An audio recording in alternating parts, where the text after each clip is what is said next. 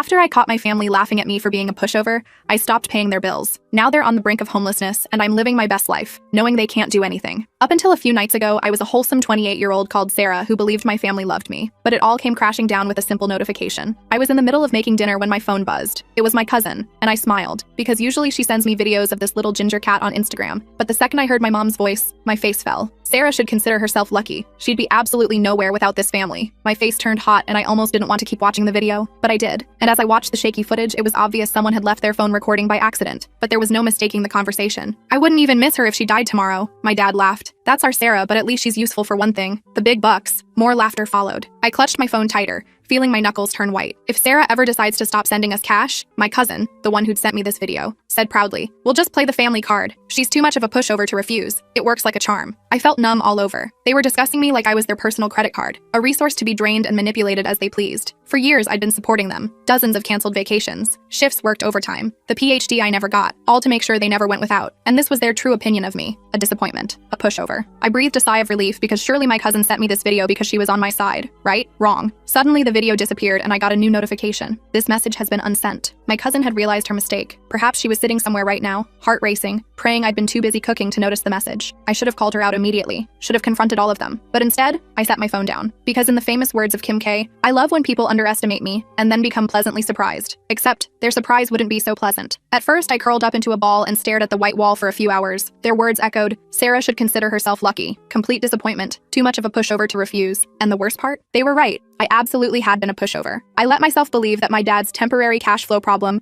somehow lasted 5 years and resulted in me paying his mortgage for all 5 of those years. My brother's college expenses, which he abandoned after 2 semesters, leaving me with the debt. My mom's constant emergencies that mysteriously aligned with my paydays. The family vacations I funded but couldn't attend because I was working extra shifts to cover their expenses. I'd always done it without question because that's what family does, right? But that single video destroyed every illusion I'd carefully constructed to make myself feel better about being used. And now I had the upper hand because they thought they'd gotten away with it. And their next payment was due in a few days. But this time, things would be different. The following morning, everything felt off. The sunlight filtering through my blinds was the same. My coffee tasted normal, but I felt like I was watching my life from a distance. It was as if I'd been living in a hazy dream and had suddenly woken up to reality. My phone buzzed with a text from my mom. "Morning, honey. Just checking in. Hope you're well." I stared at her message. Too normal. She never texted just to check in. Had I really never noticed this pattern before? Sure enough, minutes later. "Oh, by the way, rent's due soon. Can you transfer it by Thursday? Love you, BTW." There it was, the familiar pattern, but I wasn't playing along anymore. The love you at the end felt especially hollow now, just another manipulation tactic. Muscle memory kicked in, and I started to type my usual, "of course," or "no problem" response, maybe even apologize for taking too long. But instead, I deleted everything and simply replied, "I can't this month." I set my phone down and waited, heart pounding in my chest. 4 simple words that I'd never dared to say before. 1 minute passed, then 2 more. "What do you mean you can't?" I could sense her frustration through the screen. I'd never refused before, not once in all these years. I didn't respond right away. I savored my coffee, letting her stew in uncertainty. More messages came flooding in. "Sarah, this is serious. We're counting on you. You know we don't have other options right now." Then my cousin chimed in. "Hey girl, your mom's freaking out. Everything okay?" I nearly laughed. Is everything okay? Everything was perfect, because I decided I deserved to take my life back. I took a deep breath and replied, "I have some unexpected expenses this month. Can't send anything," followed by a shrug emoji. No lengthy explanation, no apology. The silence that followed told me everything I needed to know. For the first time in years, I'd said no, and they didn't know how to respond. My mom was obviously struggling to find the perfect manipulation tactic, but I, for one, wasn't having that problem. I knew exactly how I was going to get her. I knew all I had to do was play the long game. Finally, her response arrived. "Sarah, what do you mean unexpected expenses? What could possibly be more important than your family?" There was the guilt trip,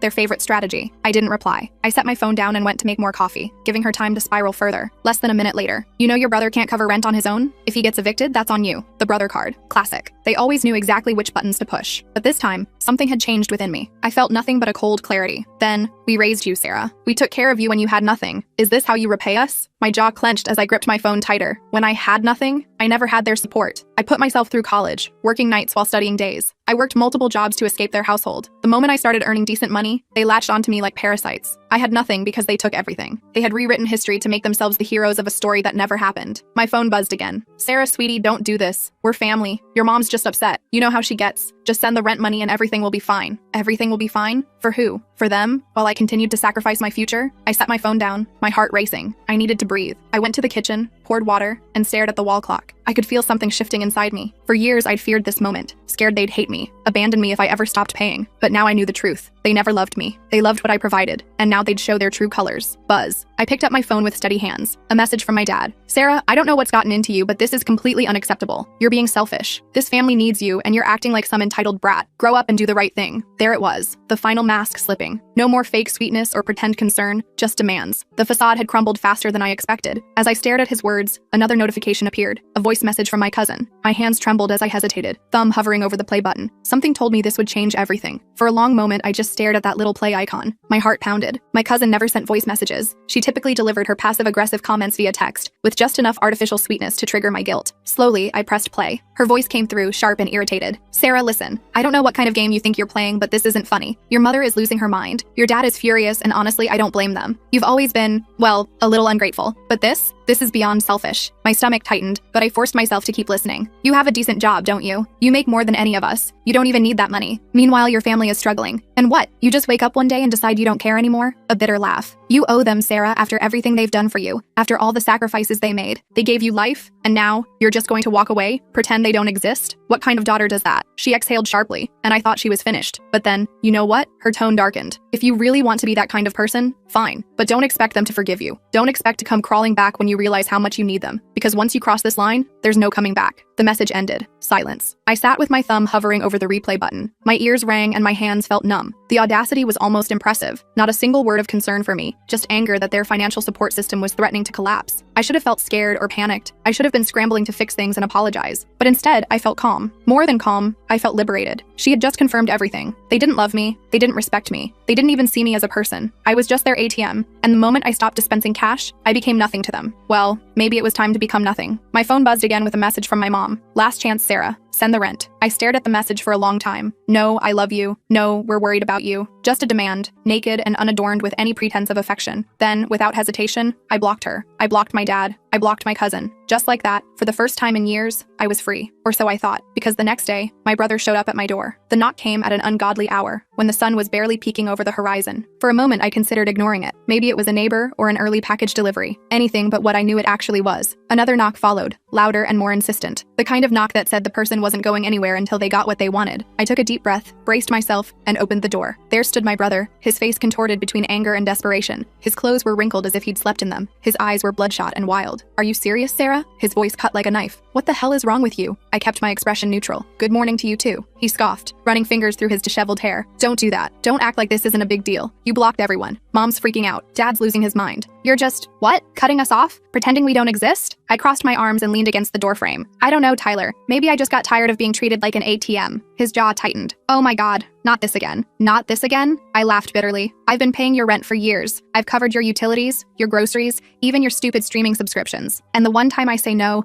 the one time I set a boundary, Mom calls me selfish, Dad says I'm unacceptable, and you show up at my door like I've committed some crime. His mouth opened like he wanted to argue, but no words came out. So I continued. And don't even try to pretend you care about me. I saw the video. His face went pale. Real fear flashed in his eyes. What video? I smiled coldly. You know exactly what video. Tyler shifted uncomfortably, looking away. Look, it wasn't serious, okay? We were just joking. You're being dramatic. Joking? My voice was quiet but razor sharp. You all sat around laughing, calling me a pathetic failure, saying I should be grateful for the privilege of paying your bills. Do you know what that feels like, Tyler? To hear your own family talk about you like that? He exhaled harshly, rubbing his face. Sarah, come on. No, you come on. You want money? Get a job? You want someone to take care of you? Find someone else because I'm done. Silence hung between us. For a moment, something raw flickered across his face, but it vanished quickly. You don't mean that, he muttered. I held his gaze. Yes, I do. Another pause. Then his expression hardened, twisting into something ugly. Fine, he spat. You want to be a selfish bitch? Go ahead, but don't come crawling back when you realize you have no one left. And with that, he turned and stormed off, slamming his car door before speeding away. I stood watching him go, chest tight but spine straight, because he was wrong. I did have someone left. I had myself, and for the first time in years, that felt like enough. As I closed the door, my phone buzzed again. My mother's name flashed on the screen, but I wouldn't answer. Not this time. I'd been at her mercy too long. Her demands, her guilt trips, the way she'd weaponized my sense of responsibility against me,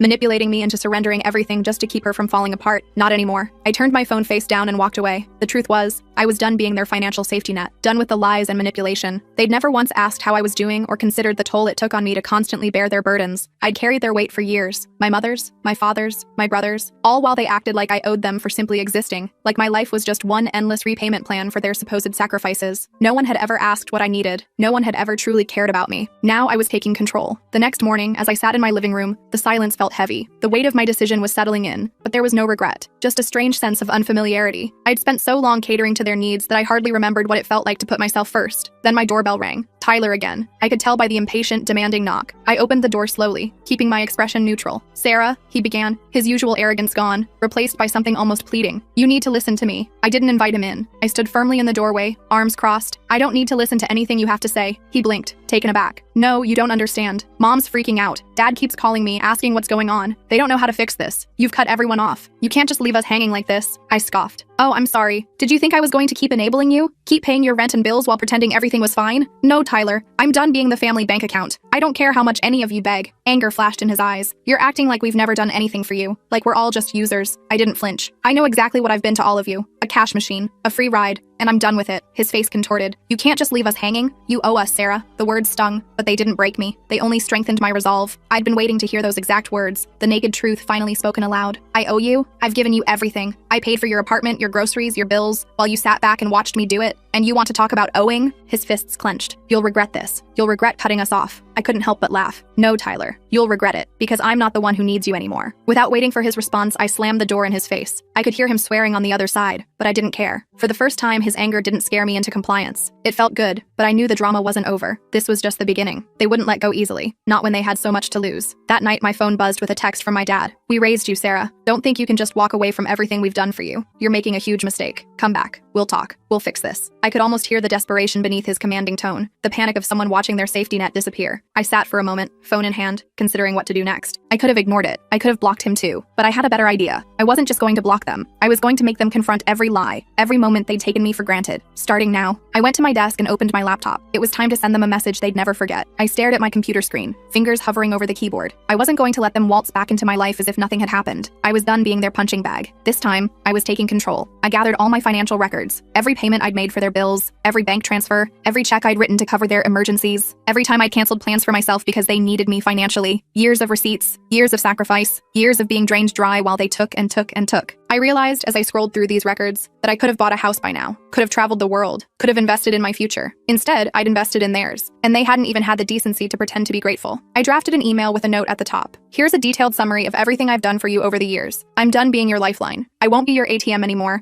and I refuse to let you make me feel guilty for choosing myself. Consider this my final statement. You don't owe me money, but you owe yourself the realization of how much I've sacrificed because I thought family was supposed to support each other, not drain each other dry." I attached all the receipts, all the bills, all the payments, every single transaction that proved how much I'd given and how little I'd received in return. I wanted them to see the numbers in black and white. I wanted them to face the magnitude of what they'd taken from me. Then I hit send, but I wasn't finished. I logged into the family group chat where they'd kept me on edge with their endless demands. I scrolled through years of messages, reading all the times they'd guilted me into helping them, all the family emergency messages that were really just normal expenses they expected me to cover, all the times they'd praised me publicly while privately draining my accounts. Then I did something unprecedented. I replied, "You all talk about what you've done for me, but you've forgotten how much I've given up for you. Here's the reality check. You never needed me. You just used me. I'm done. This is my last message. Don't contact me again." I sent it. The silence afterward felt almost sweet. I leaned back, letting the weight of my decision wash over me. For once, no calls, no guilt trips, no pretending they had any power over me. They could keep their manipulations and empty promises. I was free. Free to live my life, to save for my own future, to put myself first for once. Free from constantly checking my phone, wondering what financial crisis awaited me next. Just as I thought it was over, I received one final message from Tyler. "You're making a mistake, Sarah. You'll regret this. Family sticks together." I smiled to myself. He was trying to get under my skin, but it wouldn't work anymore. The threat was hollow. They had no power over me except what I gave them, and I was taking it all back. I didn't need them. I had my life, my freedom, and that was enough. I had dreams and goals I'd put on hold for far too long. Now I could finally pursue them without guilt, without interruption, without constantly emptying my pockets to fill theirs. It wasn't the dramatic confrontation I'd imagined. It was quieter, more deliberate, and infinitely more satisfying.